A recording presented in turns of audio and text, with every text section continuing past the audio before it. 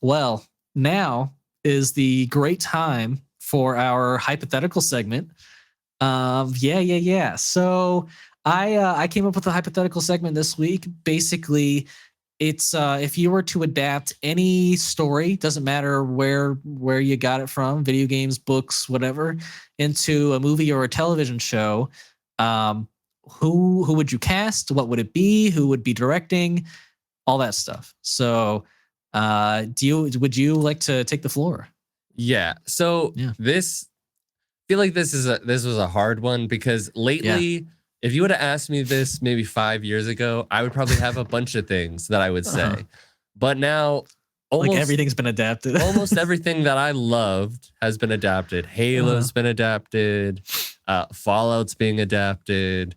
A series of unfortunate events is being adapted. Like for the second time, right? So like it's all been done. Right. But I will say, leaning towards something like Fallout, I don't know how you would do it, but I would really like a Skyrim movie show, just an Elder Scrolls, show right. of some sort. Following the Dragonborn. The dragon. Well, it doesn't have to be the Dragonborn. It could be. You would want just an Elder Scrolls show, maybe not like a. It could be an anthology show. An exact for all I care. Adaptation of like Skyrim per se. Yeah, like it could just be like an anthology series. Like we could have our Morrowinds, we could have our Skyrims, we could have our Oblivions. Interesting. Like I think that world is rich enough to do something pretty interesting with. And I mean, we obviously know that people like fantasy and like Game of Thrones. Like the Game of Thrones fans would clamor to that for sure, I think. So now I think it would be cooler to have as a TV show, to be honest. But if they did a movie, I wouldn't be complaining. No, I agree. I think TV show would work better. Who I would cast, I have no idea, because there's not like one single character that you could point to. Right. And I don't know. Director wise, I mean, who would be a good director? I don't know if I necessarily have one in mind, but I like the way that, obviously I would want it less comedic than the way that they did Dungeons and Dragons. But absolutely. But like if you could keep up with the tone of how they've been handling like Fallout, and translate like faithfully the tone. It doesn't need to be like everything needs to be like the same, but just the tone. I think that you could have something really cool. And depending on how like Amazon does God of War,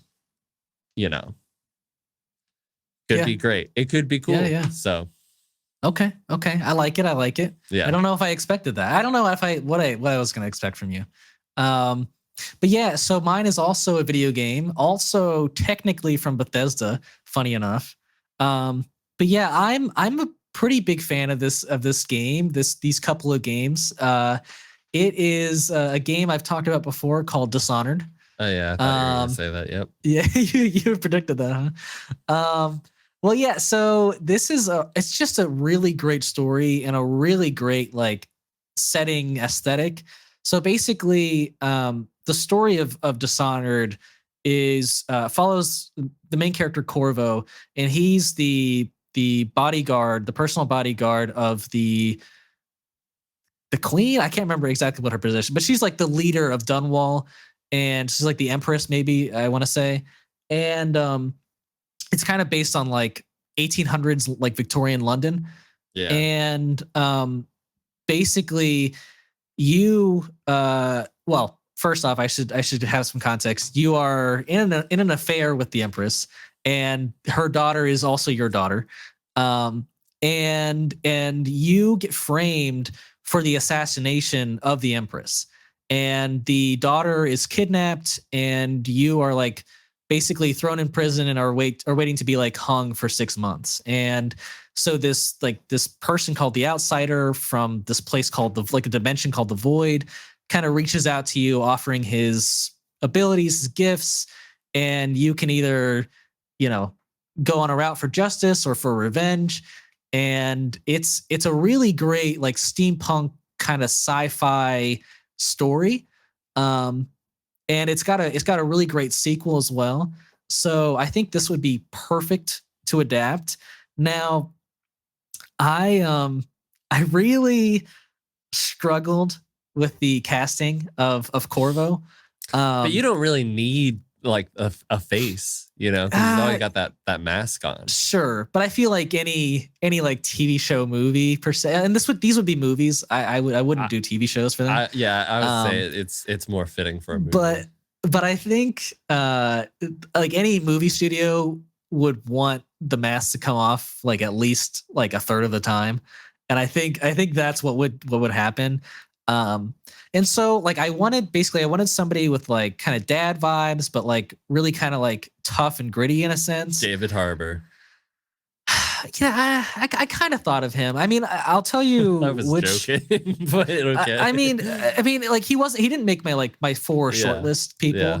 So basically, it came down to between, um, yeah, well, the one I really struggled to not cast was Pedro Pascal, because he has the look for me of Corvo, but I'm just like, this would be the third property in which he's like protecting somebody and like trying to save them, and there being a father figure, and I'm just like, I can't like go there. Like it's just too Yeah. obvious. Um, so the other one I had was Michael Fassbender. I thought he has kind of a dad vibe sometimes. He's kind of tough, gritty, can do action. So yeah, if it's yeah, not Michael Fassbender, then for me, I was thinking it would be then Tom Hardy to cast.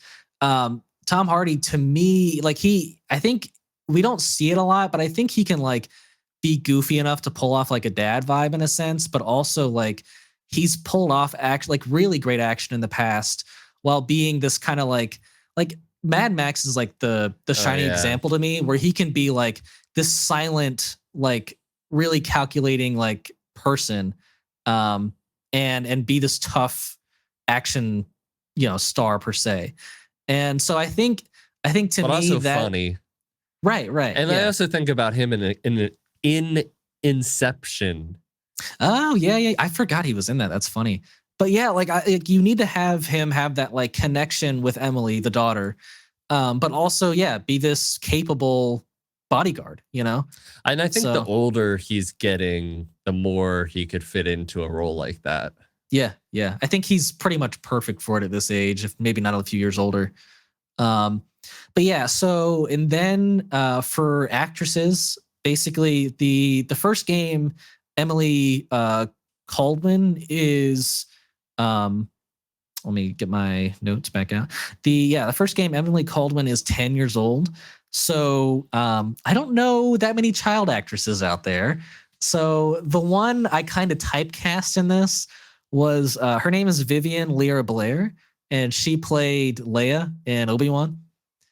Okay. She's 11. Yeah, yeah. She's got a kind of darker brunette hair at points, which Yeah, is kind of yeah. what you kind of want black hair for the daughter and her older self, but Sure. it works enough. She was also kidnapped in Obi-Wan, so she's playing the same kind of kidnapped role. So, Yeah. kind of works, right? Yeah. And then the second game takes place 15 years after that, and it's basically her mother's like, I guess, long forgotten sister, or like long lost sister, like stepsister or whatever it was, kind of comes back around and is like, the throne is mine, and kind of does a coup. Classic. Right. So she turns. I mean, in the game, you get a choice of like who she turns into stone. But Corvo is pretty much he's the one who gets turned into stone, and so Emily has to like escape and yeah, kind of like go to another section of like her country and kind of like figure out like how to defeat this coup that's going on and save her father. Um, so yeah, I think that would be just as strong of a sequel, and I would for me, I'd get Haley Steinfeld. I think she's got a pretty close look to what Emily Caldwin is, and I think she's like that exact age. I think she can do action. I think she's a pretty good actress. Like I really loved her in Bumblebee. So yeah, I think she would play a really good daughter like figure to Tom Hardy. So I'm pretty happy with those castings. What about Um, Jenna Ortega or Anna de Armas? I would do Jenna Ortega. I don't mind that, but only if I were to do Pedro Pascal as the dad, because then like that kind of makes like a little more sense. Like if both Emily and the dad are like white, then like how did Jenna Ortega happen? What about Millie Um, Bobby Brown? I think she's still a little too young looking for me at the moment. I Okay. think she needs to age a little bit for that. Um, but yeah, I think I even struggled more with the director for this movie. Oh gosh.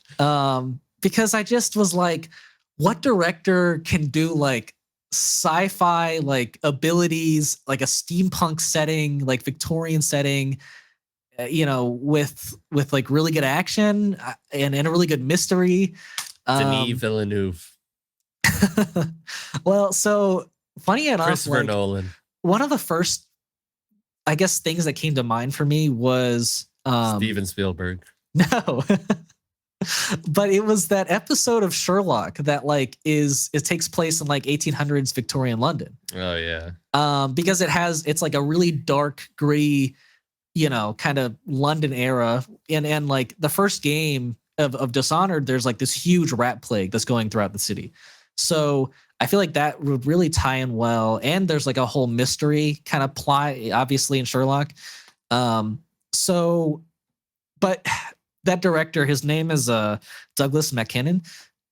He's only done TV, and I want this to be a movie. I want it to feel like a movie. Yeah, but a lot of TV guys a lot of movies get Sure. Directors start off in TV. Sure. Well, maybe I'm not giving him enough credit, but I didn't choose him for that. I ended up going with Kenneth Branagh. I think that's how you pronounce his name. Branagh. Maybe that's how you pronounce his name. Yeah. But he was the director and star of Murder on the Orient Express. He also did the first Thor movie. Well, I'm just gonna look at Murder on the Orient Express because that's way more recent and way better. But it's a period piece. It's like some parts of Dunwall are really beautiful, and I think you kind of need to show that. And like Murder on the Orient Express was an absolutely beautiful movie, and like he wrote that movie, I'm pretty sure as well. And it's like one of the best mysteries I've ever seen in a movie. So that is who I chose to direct my movie, and who I chose to star in Dishonored and Dishonored 2. So nice. Yeah. I think that took me quite a while to figure out, but no, yeah, I think I would love to see that movie. I don't think any of them are like the perfect choices to like act or direct in it, but I would be very happy to see those people do it. Yeah.